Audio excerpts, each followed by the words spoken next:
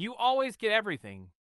That was my sister, Vanessa's, signature phrase. When we were kids, every time I had something she wanted, my favorite toys, my precious dolls, she either took them or destroyed them. If she couldn't have it, neither could I. But it wasn't just objects. Vanessa would lie to break up my friendships, manipulate situations by crying to paint me as the villain, and create scenes to make life miserable for everyone around her. If something didn't go her way, she would lash out, throw tantrums, and break things. And our parents? They never stopped her. Instead, they forced me to be patient. They enabled her behavior. I think that's why she turned out the way she did. Vanessa was obsessed with proving that she was superior to me.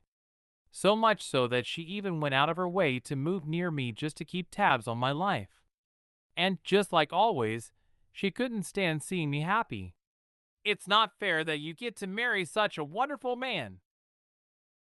That's what she said before she slept with my husband behind my back. She used the same tricks she always had, lying, crying, twisting the truth to make me look like the bad guy. But what hurt the most was that my husband believed her. That was when I made my decision. I filed for divorce. I left that life behind, moved far away, and started fresh. Or so I thought. A year later, Vanessa called me out of the blue. I had a baby. Come over with a gift to celebrate. I could practically hear the smugness in her voice. Sure, I'll come. With my lawyer. A lawyer? She hesitated for a moment, but I could already tell Vanessa hadn't changed. She still got a thrill from putting me down, from feeling like she had one. But this time, I wasn't going to let her get away with it. I was going to teach her a lesson she would never forget. My name is Nicole. I'm 32 years old and a nurse in the internal medicine ward of a general hospital. I've been working here for 10 years, ever since I attended this hospital's affiliated university. Originally, I chose this path to have my scholarship loans forgiven, but now that my loan period is over, I'm seriously considering changing jobs. And the reason? Vanessa now works at the same hospital. She got a job as a medical clerk, and just like always, she inserted herself into my life. She's 4 years younger than me, 28 now, but her obsession with outshining me has never wavered. You always get everything.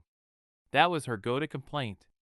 When we were kids, she took my dolls, my clothes, my books, anything she could claim as her own.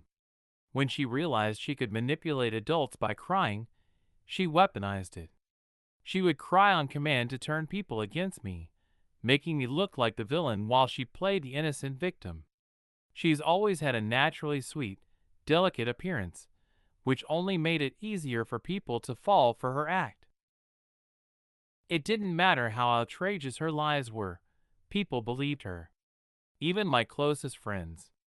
If Vanessa had gone into professional scamming, she would have been dangerous. Sometimes, her lies would catch up to her, and the truth would come out. But instead of apologizing, she would rage. If our parents ever took my side, she would throw violent tantrums, screaming, breaking things, even physically attacking me. Eventually, our parents stopped trying to discipline her. They gave up.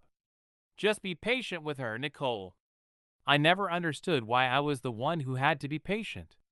One of the worst moments was in 9th grade when one of my friends finally had enough. You're old enough to know better, Vanessa. Stop lying and manipulating people. It wasn't even said in an aggressive way. It was just the truth. But Vanessa couldn't handle that. The next day, she showed up at my friend's house, crying loudly on their doorstep, making a huge scene. I'm sorry. Please stop. I won't talk to Nicole or you ever again. Just forgive me. She screamed so loudly that the neighbors came outside to see what was going on. And when my friend tried to gently pull her to her feet, she cried out in pain, making it seem like she was being assaulted. The police had to be called. That was Vanessa. If she couldn't manipulate people with her lies, she would destroy them in other ways. After years of this, I decided enough was enough. I distanced myself from her completely. I went to a university far from home, using my scholarship as an excuse to move into a dorm. I kept myself busy with studies and hospital training, only going home when absolutely necessary. For years, I lived a peaceful and fulfilling life. Then Vanessa showed up at my workplace. She marched into the nurse's station, beaming.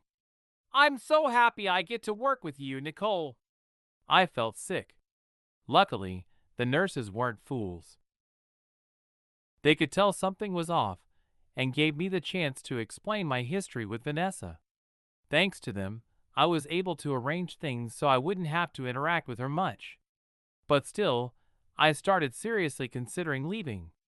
And then, Vanessa found out about Kelvin. Kelvin was my husband. We got married last month after dating for half a year. He was a doctor at the same hospital, well liked by both nurses and patients for his kind demeanor. When he asked me out, I was surprised, flattered, even. We clicked right away, and before I knew it, he proposed. We registered our marriage quietly. No wedding, no grand announcement. I wanted to keep it private. I told my parents, but made them swear not to tell Vanessa. I knew exactly what would happen if she found out. But Kelvin didn't understand. "You sure you don't want to have a wedding?" he asked one night at dinner. I shook my head. "I'm not interested. You have such a nice figure. You'd look amazing in a dress." I don't want to stand out. Is this about Vanessa? I hesitated, then nodded. Kelvin didn't get it. He had a great relationship with his older siblings. He couldn't understand what it was like to have a sister who wanted to destroy you. "But she's your sister," he said.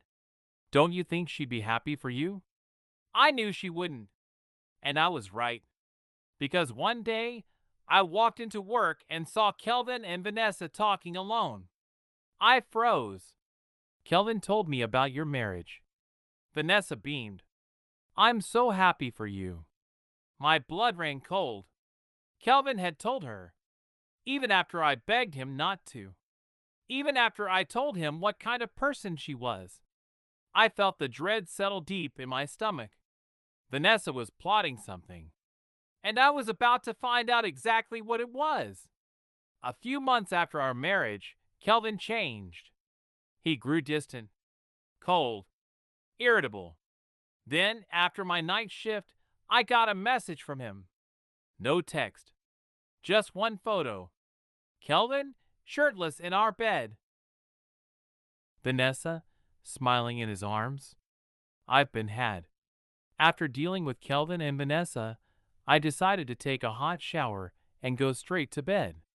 I was drained, mentally, physically, emotionally, but I knew tomorrow would be the real beginning of everything. The next morning, I submitted the divorce papers to the municipal office. After that, I went straight to work and handed in my resignation. When I told HR the real reason for my departure, that I was divorcing my husband because he cheated on me with my own sister, the reaction was exactly what I expected. Shock, pity, and hushed whispers. But I didn't care. If my ex-husband and sister became the hospital's latest gossip, that was their problem, not mine. With that taken care of, I turned my focus to finding a new apartment. But more importantly, I decided to throw myself into my hobby. Bouldering had always been my escape. At least once a week, I'd go to the climbing gym and push myself, gripping each hold tightly, feeling my muscles strain as I pulled myself higher. It cleared my mind, gave me a sense of control, something I desperately needed. And as I climbed, a new thought entered my head. They need to pay for what they did. Why should I walk away quietly when I did nothing wrong? Why should I just let them get away with it? No, I was going to make them take responsibility. And the first step? Getting a lawyer. A year passed after my divorce. Then one day, out of nowhere, my phone rang. It was my parents' number. Weird. They never called me. I hesitated for a moment before answering. Hey, Nicole. I froze. That voice. It had been a whole year, but I recognized it instantly. Vanessa. Of course, she hadn't changed. I had a baby. A super cute boy. Oh, and I got married. So come over with a gift to celebrate. She rattled it all off, her voice dripping with glee. So this was her latest way of rubbing salt in my wounds. Since I had blocked both her and Kelvin after the divorce, she must have used our parents' phone to get through to me. She wanted to flaunt her new life. She wanted me to feel miserable. I let out a slow sigh. But then, a smirk tugged at my lips. Sure, I said smoothly. Vanessa paused for a second, probably surprised I agreed so easily. Really? Well, great. I'll have Kelvin come too, yes. I'll bring my husband. Silence. Then, in a noticeably sharper tone, she asked, Husband? Yes, Vanessa. My husband. He's a lawyer. Her entire demeanor shifted in an instant. A lawyer? I could practically hear her brain short-circuiting. Vanessa had assumed I was living alone, miserable and heartbroken. She had assumed she had one. But now, she knew she hadn't. Let's meet in 2 weeks, I said. You're still at Mom and Dad's, right? Vanessa, trying to recover, spoke quickly. Yes, yeah. Mom and Dad love the baby so much, they don't want us to leave yet. Desperation dripped from her voice. She was struggling to hold on to her usual confidence. Looking forward to your celebration gift, she added before hanging up. Her usual smugness was there, but now it was mixed with uncertainty. Oh, Vanessa, you have no idea what's coming. Yes, I had remarried. My husband's name was Baron. He was 36, and though he was still relatively young as a lawyer, he was already well respected. We had met right after my divorce, when I went to consult a law firm specializing in divorce cases. Baron had been the one to handle my case. As it turned out, we also shared the same hobby, bouldering. I hadn't noticed him before, but he had seen me at the climbing gym. I've been interested in you for a while, he had admitted later, seeing how focused and determined you are when you climb. One thing led to another, and we started dating. Since he knew everything from the start, about my divorce, about Vanessa, there was never any awkwardness, never any need for secrets. He was the exact opposite of Kelvin. With him, I felt safe. I felt happy.